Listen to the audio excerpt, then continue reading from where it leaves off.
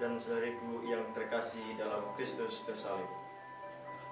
Pada hari ini kita memasuki hari Minggu Paskah yang kelima. Sebelum memasuki renungan ini, saya akan menganalogikan permenungan ini dengan pengalaman-pengalaman hidup harian kita yang mungkin akan membantu kita untuk memahami bacaan-bacaan suci hari ini. Saudara dan saudariku yang terkasih dalam Kristus tersalib. Dalam dunia pendidikan, khususnya di perguruan tinggi, seringkali saya bertanya dalam hati, apa yang membuat para mahasiswa menjadi pintar dan mendapat IPK yang bagus? Salah satu jawabannya adalah karena mereka memiliki hubungan yang sangat dekat dan baik dengan sumber ilmu, yaitu para dosen.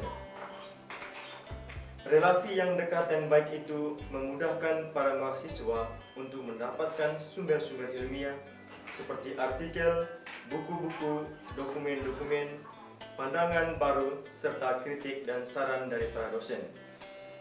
Maka tidak mengherankan apabila para mahasiswa ini akan lebih lancar untuk maju dan menghasilkan buah-buah ilmiah. Di dalam dunia politik juga, orang atau kelompok yang dekat dengan sumber kekuasaan memperoleh kemudahan untuk berkembang atau paling sedikit akan mendapatkan luapan keberhasilan. Saudara dan saudariku yang terkasih dalam Kristus tersalib. Dalam kehidupan beriman pun, relasi dan kedekatan dengan yang kita imani menjadi sangat penting. Dalam Injil hari ini, Tuhan Yesus sendiri dengan sangat jelas mengungkapkan hubungan itu. Dikatakan bahwa Akulah pokok anggur dan kamulah ranting-rantingnya. Ranting tidak berbuah jikalau tidak bersatu dengan pokoknya. Demikian juga kita tidak dapat berbuah apabila kita tidak bersatu dengan Tuhan. Saudara dan saudariku yang terkasih dalam Kristus tersalib. Kalau kita memperhatikan pohon anggur ataupun pohon apa saja yang tumbuh di sekitar lingkungan kita, sangatlah jelas bahwa hanya cabang yang melekat pada batang pohon akan tetap hidup dan segar, karena ia selalu mendapatkan sari makanan dari induk pohon tersebut. Oleh karena dia hidup, maka otomatis dia akan menghasilkan buah yang berlimpah. Sedangkan ranting yang tidak melekat pada batang pohon akan menjadi layu dan kering, karena ranting tersebut tidak menerima asupan sari makanan dari batang pohon. Saudara dan saudariku yang terkasih dalam Kristus tersalib. Perumpamaan ini amat jelas mengungkapkan bagaimana seharusnya seorang beriman berelasi dengan Tuhan Yesus.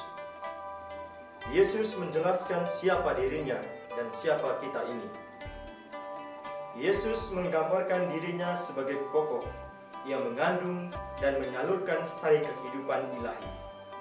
Sedangkan kita yang percaya kepadanya adalah ranting-ranting yang harus melekat pada pokok itu. Sehingga dari sanalah kita akan selalu menerima kehidupan. Berkat kehidupan yang diberikan itu, kita bertumbuh dalam iman dan menghasilkan buah yang berlimpah. Saudara dan saudariku yang terkasih dalam Kristus tersalib. Ada 3 hal yang ingin saya sampaikan dalam renungan ini. Pertama, Yesus adalah sumber kehidupan. Hanya kalau bersatu dengan Dia, dekat dengan Dia, mendengarkan Dia, dan menjalani hidup sesuai dengan kehendak Dia, kita akan berkembang sebagai seorang yang sungguh beriman. Iman tanpa hubungan pribadi dengan Yesus akan layu dan mati. Meskipun kita sering melakukan hal-hal yang luar biasa, namun jika tanpa ada hubungan yang intim dengan Yesus, sungguh itu semua akan sia-sia belaka, seperti kata pengkhotbah. Oleh karena itu, percayalah kepada Yesus dan hiduplah dalam persatuan dengan Dia. Dalam Yesus, hidup kita akan berbuah limpah, sebab Dia selalu memberikan kita berkat-Nya yang melimpah. Yang kedua, kita disatukan dalam pokok yang sama. Kita makan dari sumber hidup yang sama. Kita terikat pada sumber hidup yang sama. Kita bergantung pada sumber hidup yang sama. Artinya, bahwa kita yang percaya kepadanya dengan berbeda latar belakang budaya serta keadaan ekonomi dan status sosial yang bermacam-macam adalah saudara dan sama karena disatukan dengan Yesus yang sama.